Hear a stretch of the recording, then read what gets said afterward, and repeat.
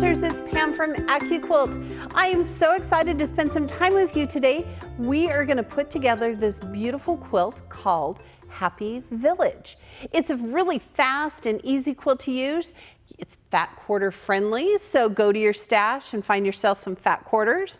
So first let's talk about the first block that we're going to make. So we're going to make this shoe fly block, which is right here. I have a block already made, but I'm going to show you how we're going to cut the fabric and sew the pieces together.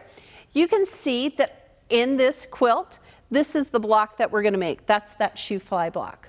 Isn't it beautiful? I love this fabric. We'd like to thank our friends at Andover Fabrics for their donation of fabric. I love all of the bright colors. Gives me hope that spring is coming. All right, so let's get started. So first of all, I am going to use my Ready, Set, Go Ultimate fabric cutting system. What I'm going to use is it has my Go fabric cutter, my 8-inch cube, and I'm going to use that great 2.5-inch strip die to cut all the binding for this beautiful quilt in one pass. So first, let's talk about how to make this shoe fly. So you're going to use die number 1 from your 8-inch cube, which is that big solid center square.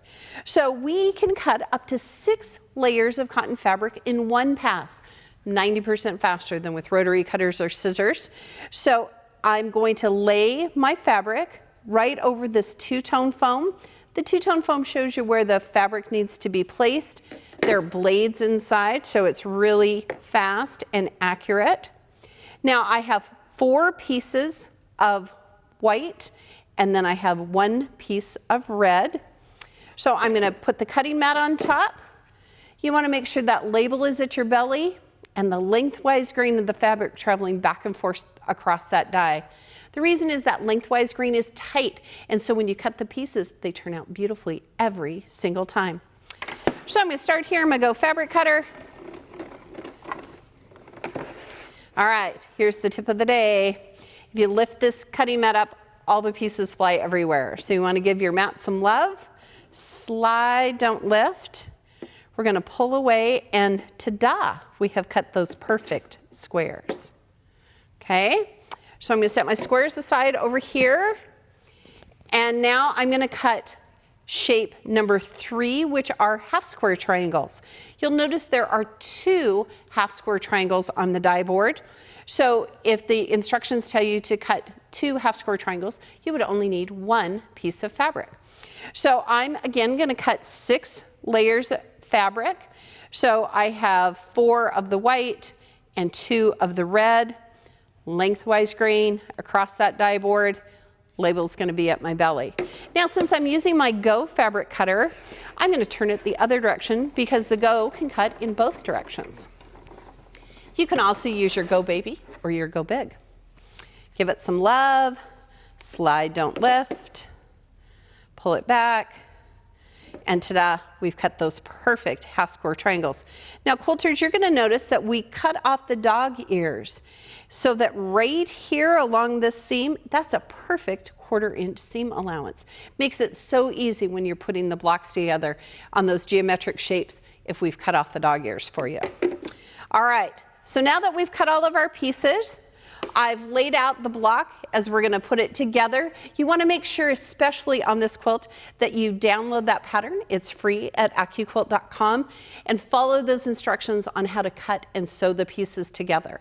So the shoe fly block, I'm going to take these 2 half square triangles, and I'm going to put them right sides together. Half square triangles are my favorite shape. All right. And then I'm going to start here at the top.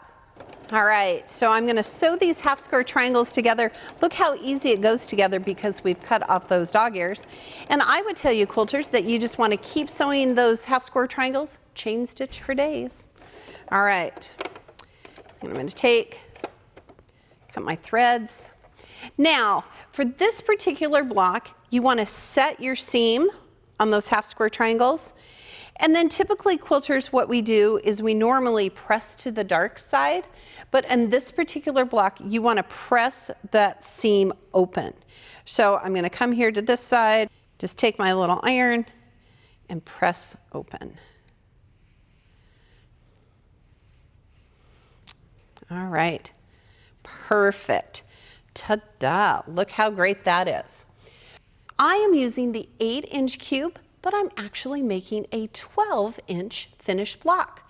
How is that possible, you ask? Let me tell you.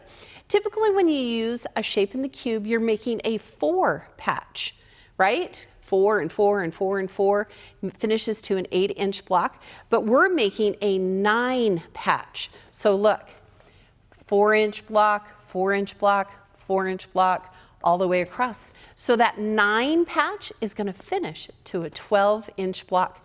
Fabulous, isn't it? All right, so now that we've sewn those half square triangles together, we're going to just come right here. So those half square triangles to our square. Again, quilters, you want to lay out your pieces to make sure that you're sewing them in the right direction.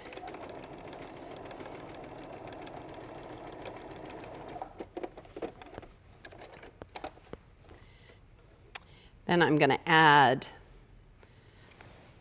the other side.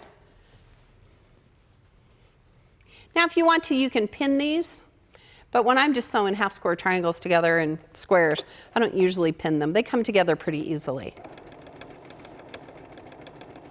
This is really a fast and fun project. And shoe fly is one of those blocks that is a real classic traditional block, so it's really easy to use.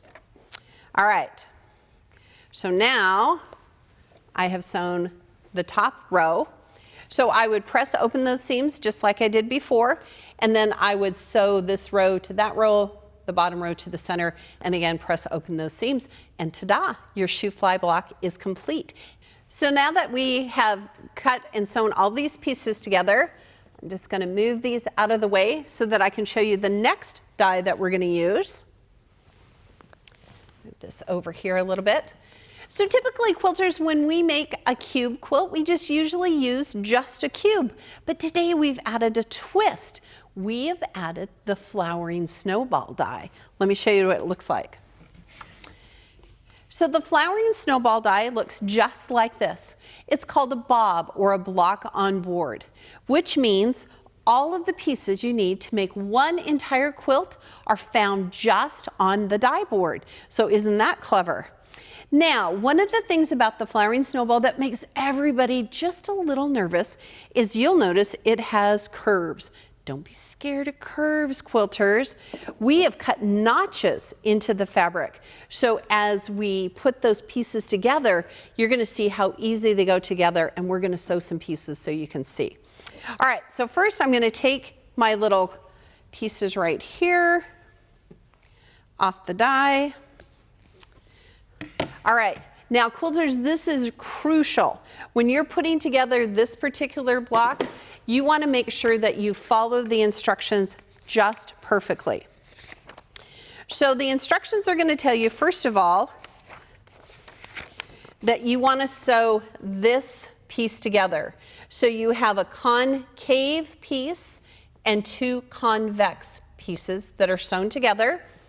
You'll notice that we've, just like the other block, we've pressed those seams open so that it lays flat, okay? Then the next in our instructions, it's going to tell you to take 2 of these pieces and sew them right here to this little center block. So you'll notice that in the quilt, this center block is always the same color. So keep that in mind. You can cut up to 6 layers of cotton fabric in one pass, so really easy and fast to use. All right, so I'm going to take my little piece here. I'm going to put right sides together, and I'm actually going to pin it because this is a tiny little piece. All right, come here to my sewing machine. Really important that you get that 1/4 inch seam, quilters.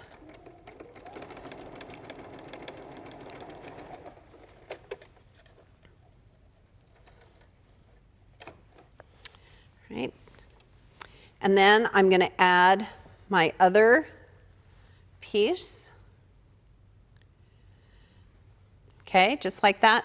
Again, I'm going to pin it because that's such a tiny little piece that you're putting together there. You don't want it to slip. All right.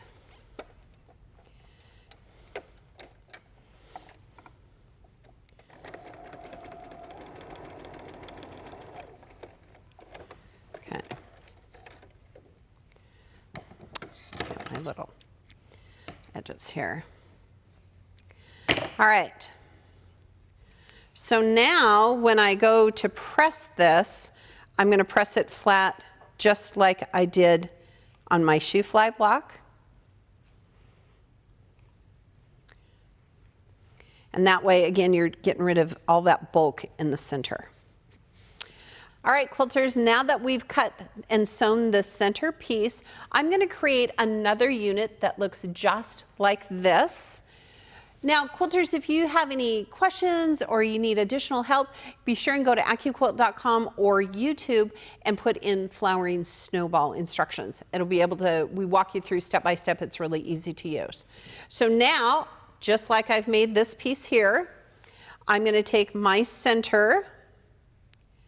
And again, boy, quilters, you want to make sure that you're following your instructions.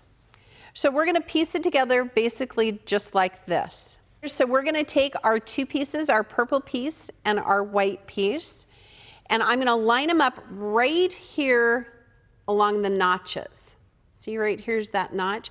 Quilters, don't be scared of notches. Don't be scared of curves. We're going to make it so easy. So if you follow the instructions, it's going to tell you that you want to put this convex and concave piece together. We're going to put a pin right in the center, right there by our notch. Now, because we've cut on the lengthwise grain, as we turn this fabric right here, it's going to come together perfectly on the end. So I'm going to stick a pin on the end as well. Now, quilters, if you have any questions or if you're not really quite sure what to do and how to put the snowball die together, you can go to AccuQuilt.com or to YouTube, put in AccuQuilt snowball die, and we have a great video that shows you how to put all of the pieces together. Also, you need to be a little bit patient. Take your time. You might want to actually take some fabric from your stash and practice a couple of times before you start making this particular quilt. Okay, so watch. The pin's there. I'm going to start here, and because again I've cut on that lengthwise grain, I'm able to manipulate this fabric. Okay, quilters, take it nice and easy as you're sewing around this curve. Just think of how many quilts you can make now that you can know how to sew on a curve. So I'm going to take out that center pin as I get close to it. Then I'm going to make sure that I manipulate that fabric on top as I go around the edge. You have to stop a couple of times to make sure that your fabric is straight. So just take your time. Perfect. All righty. So now I'm going to take out that end piece, and ta-da! I have sewn the first side to this concave piece. So you're going to follow the pressing instructions. Press it open is what it's going to tell you to do. All right. And you're going to find that it's going to press open really easy because you've sewn it on a curve. That's a little bias edge there. All right. All right. And ta-da! All right. So now, quilters, you would take and put this other side to this particular unit. Look how cool this block is coming. And then the instructions tell you to sew 1/2 to the centerpiece and the other half to the centerpiece. And then it makes this beautiful finished flowering snowball block. Isn't that great? So quilters, this is a good challenge for you. You just be a little bit patient while you're sewing those curves together, and you're going to find they go together so easily. We would love to see your finished projects. All you have to do is go to AccuQuilt.com to sew and tell. You can upload photos of your finished projects and share them with other quilters. You can always find us on Facebook, Instagram, Twitter, and Pinterest. And remember, at AccuQuilt, we help you cut time so you can quilt more.